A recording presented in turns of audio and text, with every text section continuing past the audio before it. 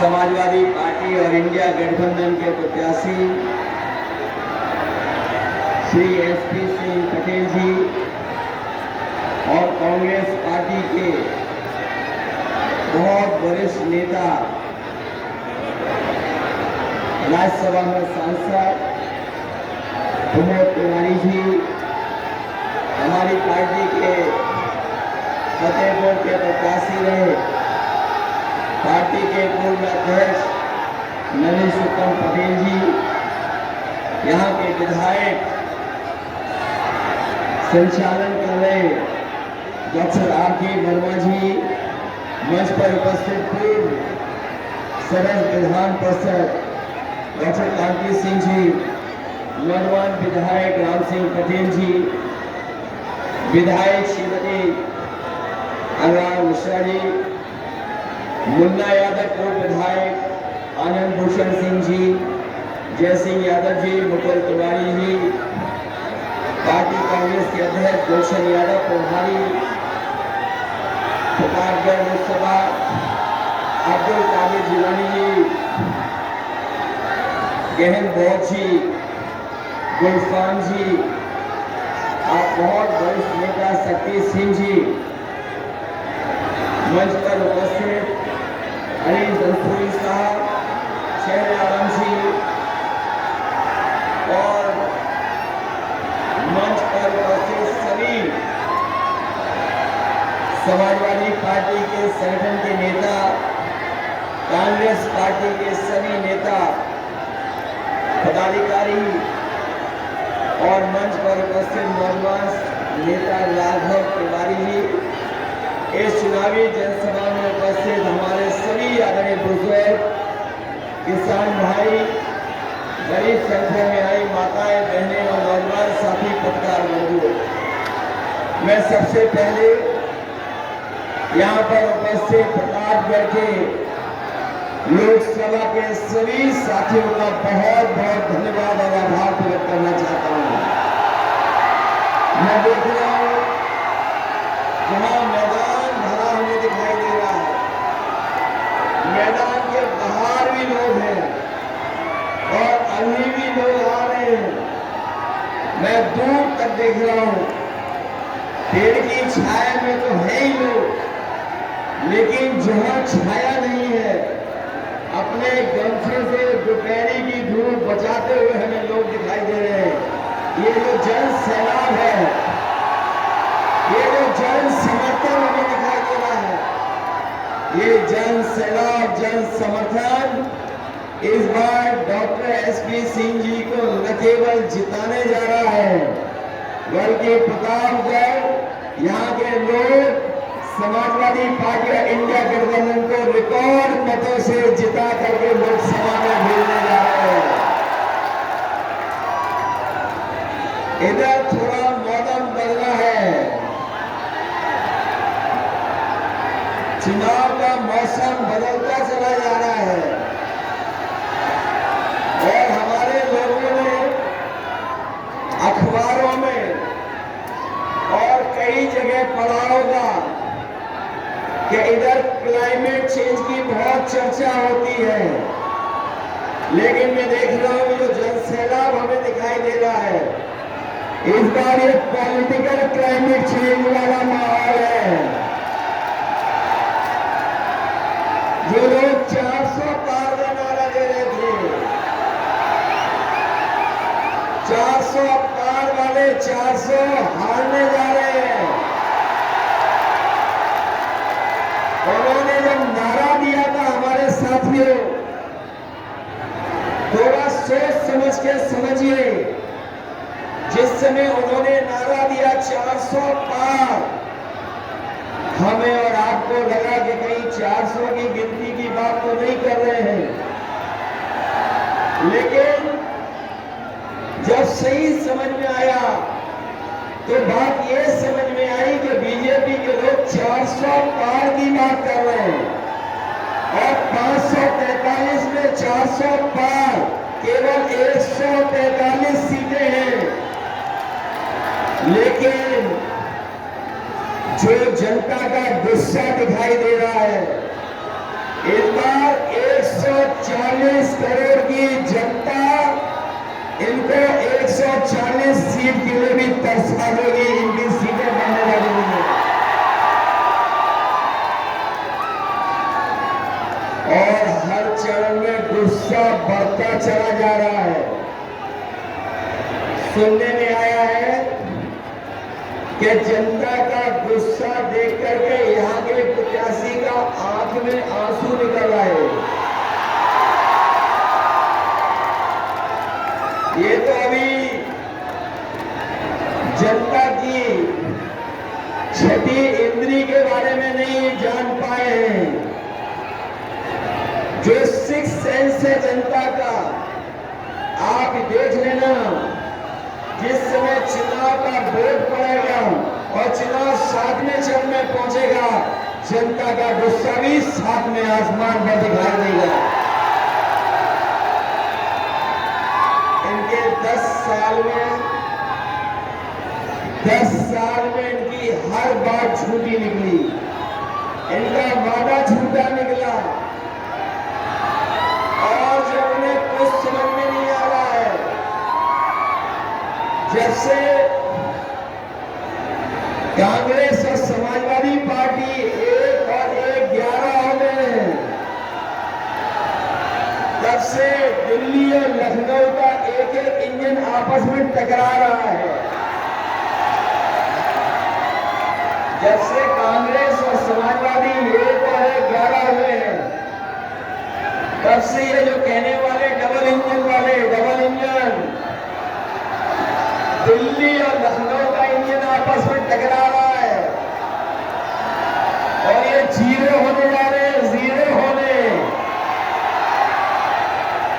अभी तक तो मैं ये सोचता था कि 80 सीट में 1 में लड़ाई है, क्यूटों में, लेकिन अब तो ये लग रहा है कि बीजेपी का 80 में 80 का सफाया होने जा रहा है। ये जो दिल्ली वाले हैं, कई बार कहते हैं शहजादे और शहजादे, इस बार शहजादे शह भी देंगे और मात भी देने जा रहे हैं भारतीय जनता पार्टी के लोगों को। याद है आपको इन्होंने कितने वादे किए थे हमसे और आपसे। कहा कि किसानों की आय दोगुनी हो जाएगी। बताओ हमारे प्रतापगढ़ के किसान भाइयों, किसी भी किसान की, गांव में रहने वाले नौजवान, उनके परिवार की जो खेती बाड़ी से जुड़े हैं, किसी की आय दोगुनी नहीं हुई। और आय दोगुनी तो दूर, इन्होंने महंगाई बढ़ा करके लागत बढ़ा दी और लगातार लागत बढ़ती चली जा रही है। चाहे वो डीजल हो, पेट्रोल हो, खाद हो, और चाहे कीटनाशक दवाइयां हो, यहाँ तक जब किसान को डीएपी खरीदने के लिए जाना पड़ा बाजार में, तो इन बीजेपी वालों ने नैनो यूरिया जबरदस्ती खरीदवा दी। नैनो यूरिया खरीदवा दी। जो लोग जानकार होंगे वो जानते होंगे, जिस तरीके से उद्योगपति भारत छोड़ के चले गए थे, उसी तरीके से नैनो यूरिया वाले भी भारत छोड़ करके चले गए हैं। और दिल्ली वालों ने भी दिल्ली से अपना सामान बांध लिया है और ये सब 6वें 7वें वाले चुनाव में आ गए हैं। वो जानते हैं अब दिल्ली में कुछ बचने वाला नहीं है, बदलाव की हवा चल रही है, इसलिए सब सामान बांध लिया है।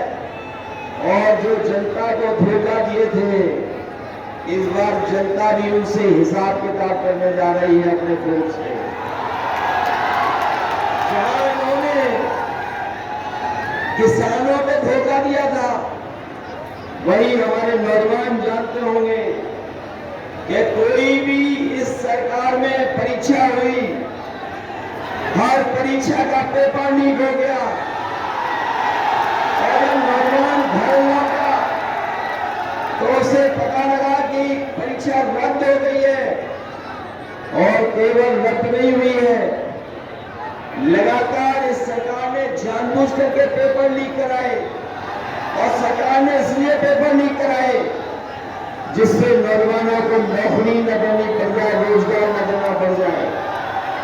मैंने कई मौकों पर फिर कहता हूं कि जो नौजवानों की परीक्षा रद्द हुई है उससे लगभग 60 लाख बच्चे नौकरी से दूर हो गए और अगर नौकरी से 60 लाख बच्चे दूर हुए हैं, उनके माँ बाप को जोड़ दें तो एक परिवार में 3 लोग नाराज है सरकार से और अगर हम 3 का गुणा 60 लाख से कर दें तो 1,80,00,000 होते हैं और यही 1,80,00,000 अगर 80 लोकसभाओं से भाग दे देंगे तो हर लोकसभा में भारतीय जनता पार्टी का 2,25,000 वोट कम हो गया, जिसकी कोई भरपाई भारतीय जनता पार्टी नहीं कर सकती। न केवल इन्होंने नौकरियों से नौजवानों को दूर रखा, बल्कि नौजवान साथियों हिसाब किताब लगाना, 1/3 जीवन आपका इन्होंने बर्बाद कर दिया। पिछले 10 साल में न नौकरी मिली न रोजगार मिला और यही नौजवान जो अपनी फौज की नौकरी के लिए तैयारी करता था, सड़क पे दौड़ता था, खेतों में गांव में जहां जगह बना करके अपनी तैयारी करता था, फौज में जाकर के सम्मान की नौकरी करना चाहता था, लेकिन इन बीजेपी वालों ने फौज की नौकरी भी आधी अधूरी कर दी। मैं अपने नौजवानों से कह के जा रहा हूं, ये जो फौज की आधी अधूरी नौकरी की है, हम समाजवादी लोग इंडिया गठबंधन के लोग कभी स्वीकार नहीं कर सकते हैं। सरकार बनेगी, सरकार में जो नौकरियां खाली है 30 लाख, वो नौकरियां तो भरी जाएंगी, नौजवानों को नौकरी दी जाएंगी। साथ ही साथ जो फौज की आधी अधूरी नौकरी है, अग्निवीर को हमेशा हमेशा के लिए खत्म कर दिया जाएगा। मैं अपने खाकी वर्दी पहने हुए भाइयों को जब देखता हूं तो मुझे याद आता है कि जब बीजेपी फौज की नौकरी 4 साल की कर सकती है, तो अगर ये सत्ता में आ गए तो हमारे खाकी वर्दी पहनने वालों की भी नौकरी 3 साल की कर रही है। इसलिए मुझे भी सावधान करने आए हैं। अभी तो फौज की नौकरी हुई है 4 साल की, ये बीजेपी वाले दोबारा आ गए तो इनकी खाकी वर्दी पहनने वालों की भी नौकरी 3 साल की हो जाएगी। ये हमारे पत्रकार साथी पूछते हैं ये कैसे संभव है। मैं उनसे सवाल पूछता हूं कि बताओ, भारतीय जनता पार्टी ने सभी हवाई अड्डे बेच दिए कि नहीं बेच दिए? रेलवे स्टेशन बेच दी कि नहीं बेच दिए? ट्रेनें बेच दी कि नहीं बेच दी? हवाई जहाज जो सरकारी थे वो बेच दिए कि नहीं बेच दिए? और सरकारी विभागों में आउटसोर्स पर संविदा में नौकरी कर दी कि नहीं कर दी? जब ये सब कुछ कर सकते हैं, अग्निवीर लागू कर सकते हैं, नोटबंदी लागू कर सकते हैं, तो ये भी लागू हो जाएगी। इसलिए भारतीय जनता पार्टी से मैं आपको भी सावधान करने आया हूं। महंगाई कहां पहुंचा दी बीजेपी के लोगों ने, सोचिए। और महंगाई तो बढ़ाई, लेकिन हमारे किसानों की खाद की बोरी से भी चोरी हो गई। जो खाद चोरी हुई, पहले 5 किलो चोरी की, फिर 5 किलो चोरी हो गई खाद। बताओ, आपकी बोरी से खाद की 10 किलो चोरी हुई कि नहीं हुई? मैं कभी कभी हिसाब किताब लगाता हूं कि ये बोरी कहां से सीखी होगी इन्होंने। तब मुझे याद आता है कि पार्ले जी बिस्किट पैकेट से सीखी है इन्होंने। जिन लोगों ने बाजार में देखा होगा पार्ले जी बिस्किट पैकेट, पहले इतना बड़ा आता था पार्ले जी बिस्किट पैकेट, बताओ आज कितना बड़ा हो गया। पहले आता था बड़ा, जैसे जैसे महंगाई बढ़ी उन्होंने अपना मुनाफा कमाना कम नहीं किया, जो बड़ा पैकेट था वह छोटा होता चला गया। आज 5 बिस्किट का पैकेट आ रहा है, ये सरकार में आ जाएंगे तो आपको 1 बिस्किट का पैकेट मिलेगा, 1 बिस्किट का पैकेट। आपने देखा डीजल पेट्रोल तो बढ़ा ही बढ़ा, लेकिन बताइए आपकी मोटरसाइकिल महंगी हो गई कि नहीं हो गई। 10 साल पहले कितने रुपए की थी और आज कितने रुपए की है। 1 लाख पार हो गई कि नहीं हो गई। और बाजार में भी आप दवाइयां लेने जाते होंगे, बताओ बुखार की दवाई महंगी कर दी कि नहीं कर दी। कुछ दवाइयों के पत्ते छोटे कर दिए, कुछ छोटे कर दिए, दवाई महंगी कर दी। और जो आम लोग दवाई लेते थे, चाहे वो पेट दर्द की हो, चाहे बुखार की हो, और कभी देखना जा करके पहले बुखार ठीक हो जाता था 500 mg की गोली खाने में। आजकल डॉक्टर के पास जाओगे आप तो बुखार उतारने की 650 mg की गोली दे रहे हैं।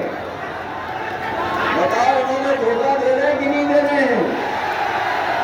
और हमें आपको सबको जबरदस्ती वैक्सीन लगवा दी। ये हमारे पुलिस के भाई लोग लगवाना नहीं चाहते थे, तब भी लगवा दी इनके। और अब वैक्सीन से जान पे खतरा हो गया कि नहीं हुआ खतरा पैदा, जान पे खतरा पैदा हो गया। और अब वैक्सीन वाले बोल रहे हैं कि वैक्सीन हम वापस ले लेंगे। हमें कोई बता दे जो वैक्सीन शरीर में चलेगी वो वापस कैसे ली जाएगी। कोई बता दे, हमें बताएं बीजेपी के लोग कि जो वैक्सीन हमारे आपके शरीर में चली गई है वो सही से वापस कैसे लोगे। केवल इन्होंने वैक्सीन लगवा करके जान को खतरा पैदा तो किया ही किया, लेकिन वैक्सीन कंपनियों से इन्होंने चंदा भी वसूल लिया। बताओ चंदा वसूला कि नहीं वसूला। बड़े बड़े उद्योगपतियों से चंदा ले लिया, 1,000 करोड़ ले लिया, 500 करोड़ लिया, 400 करोड़ लिया। और ये इलेक्ट्रॉल बॉन्ड जो चंदा लिया है उसकी वजह से भी महंगाई है। जहां भ्रष्टाचार बढ़ाया है इन्होंने, वहीं महंगाई भी बढ़ाई है इन्होंने इलेक्ट्रॉल बॉन्ड लेकर के। और जब कभी भी कोई इनसे इलेक्ट्रॉल बॉन्ड के बारे में पूछे तो बताओ कोई जवाब है इनके पास कि नहीं है। ये इलेक्ट्रॉल बॉन्ड के बारे में चर्चा नहीं कर रहे, क्योंकि इलेक्ट्रॉल बॉन्ड ने इनके भ्रष्टाचार की पोल खोल दी और इलेक्ट्रॉल बॉन्ड ने इनका बैंड बजा दिया पूरे देश में, दुनिया में। ये चुनाव से पहले बहुत अच्छा राशन की चर्चा करते थे, राशन दे रहे थे सबको। 2022 में राशन दे रहे थे। आज बताओ राशन जो दे रहे हैं उसकी गुणवत्ता क्या है। पहले तो चना दे रहे थे, रिफाइंड तेल दे रहे थे, दाल दे रहे थे। बताओ आज राशन में क्या दे रही है लोग। राशन भी कम किया। इसलिए इंडिया गठबंधन और समाजवादी पार्टी और कांग्रेस ने तय किया है कि आने वाले समय में जब सरकार बनेगी तो न केवल आपका राशन बढ़ाया जाएगा, राशन की मात्रा भी बढ़ाई जाएगी, जिससे हमारे गरीबों को हर पेट खाना मिल जाए पूरे परिवार को।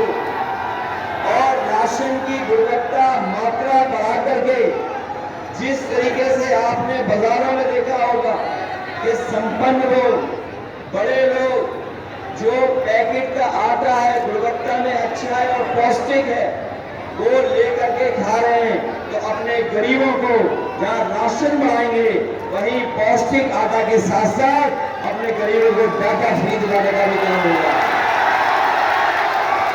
क्योंकि पौष्टिक आटा से उनका स्वास्थ्य बेहतर होगा और जब डाटा होगा तो हमें चलने, पढ़ने और जानकारी हासिल करने का भी हमें मौका मिलेगा।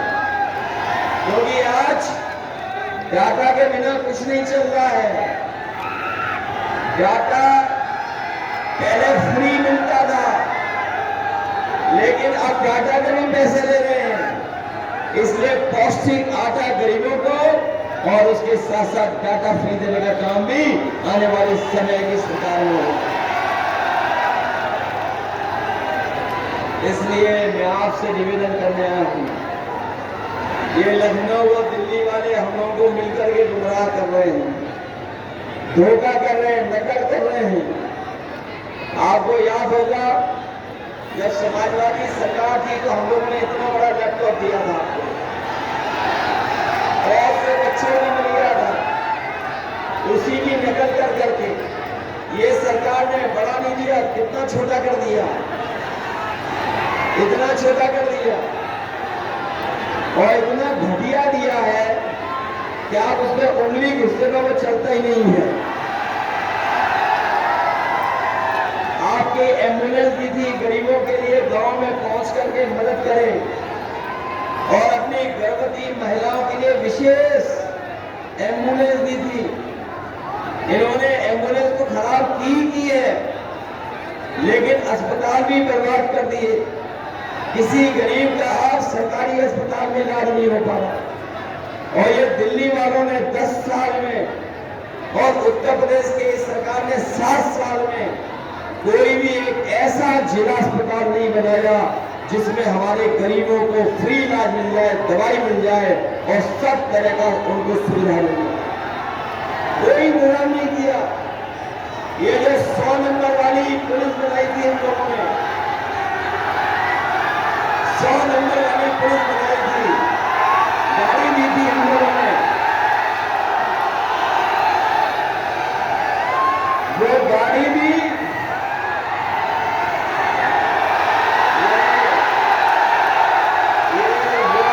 हमें दिखाई दे रहा है जिसकी ताकत कम है।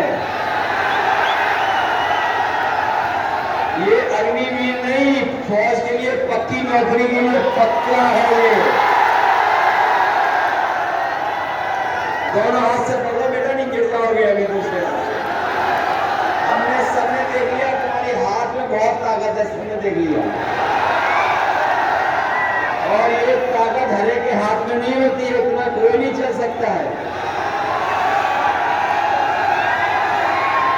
ये तो फिजिकल यूं ही पास कर जाएगा, इसको जरूरत नहीं है और किसी चीज की। इसीलिए मैंने कहा कि हमारे गांव के और गरीब नौजवान इतना मजबूत है शरीर से कि उसे पक्की फौज की नौकरी मिलनी चाहिए। इसलिए अग्निवीर नहीं स्वीकार करेंगे, हम लोग पक्की नौकरी देना चाहेंगे। इसलिए इस समय हम आप सबसे अपील करने आए हैं, अपने सभी प्रतापगढ़ के साथियों से अपील करने आए, निवेदन करने आए। ये आखिरी में इसका समर सॉल्ट था, ये जो आखिरी में हमारा इसका समर सॉल्ट था। इसलिए प्रतापगढ़ के अपने सभी साथियों से मैं निवेदन करने आया हूं, बताओ इस चुनाव में सावधान रहोगे कि नहीं रहोगे? सावधान बताओ, आपको चारों तरफ से समर्थन मिल रहा है कि नहीं मिल रहा है? बताओ, कांग्रेस का समर्थन मिल गया कि नहीं मिल गया? अपनी आप पार्टी का समर्थन है कि नहीं है? और जो लोग थोड़ा बहुत नाराज रहते थे आजकल वो भी साथ आ गए कि नहीं आ गए? बताओ, आपकी सब तरफ से मदद हो रही है कि नहीं हो रही? और जो बीजेपी वाले सांसद हैं वो रो रहे हैं कि नहीं रो रहे हैं? वो रो इसलिए रहे कि इस बार प्रतापगढ़ से वो लाखों वोटों से हार के जा रहे हैं। और अभी तो पे दिल्ली वाले भी आए थे, उनकी जनता नहीं थी, इसी मैदान में आए तो सुनने में आ रहा है। वो बाद में सोच रहे होंगे कि कहां चले गए, यहाँ की जनता तो बदलाव चाहती है, इसलिए बदलाव करोगे आप लोग। हम ये गिन लें कि ये सीट जीतने जा रहे हैं। इस बार तो छठवां सातवां चरण पूरा भारतीय जनता पार्टी को सफाया करता हुआ जा रहा है, कोई नजर नहीं आ रहा। इसलिए धोखा तो नहीं खाओगे आप लोग। अब इन पे कोई रास्ता नहीं बचा है। अब इन पे रास्ता है कि किसी को मना दो, किसी को कुछ कर दो, कुछ कर दो, ये भी लगे हुए हैं। आपने देखा होगा चंडीगढ़ में कैसे पकड़ गए ये वोट की चोरी करते हुए, याद है आपको? नहीं याद है? बताओ, मणिपुर में उन्होंने महिलाओं का अपमानित किया कि नहीं किया? और इसलिए हम कहना चाहते हैं कि अगर बूथ पर आपको जाने से रोके, रुक तो नहीं जाओगे आप लोग? ऐसा तो नहीं कि अगर बूथ पे आपको रोके तो रुक जाओगे आप पूरा वोट डालोगे? पूरा वोट डालना है आपको इस बार, तभी परिवर्तन रहेगा।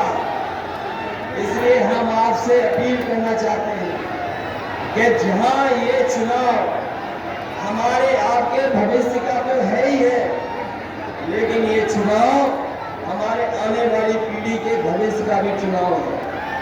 ये लोग जो सत्ता में 400 पार का नारा दे रहे थे, वो संविधान बदलना चाहते थे, लेकिन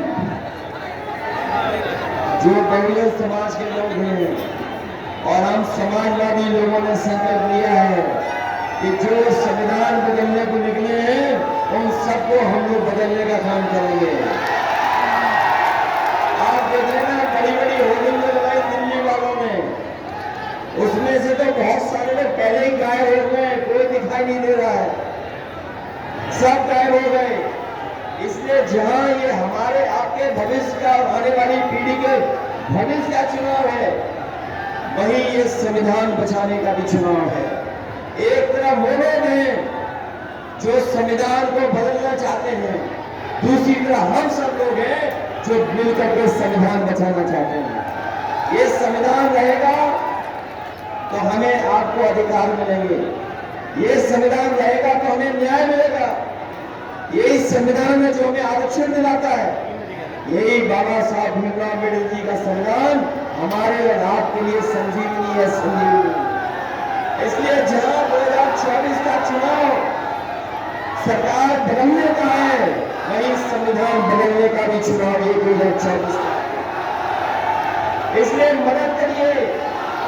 और हम लोगों ने तय किया है कि अपने किसानों का भी कर्ज पूरा का पूरा माफ होगा, उन्हें सोचना नहीं पड़ेगा।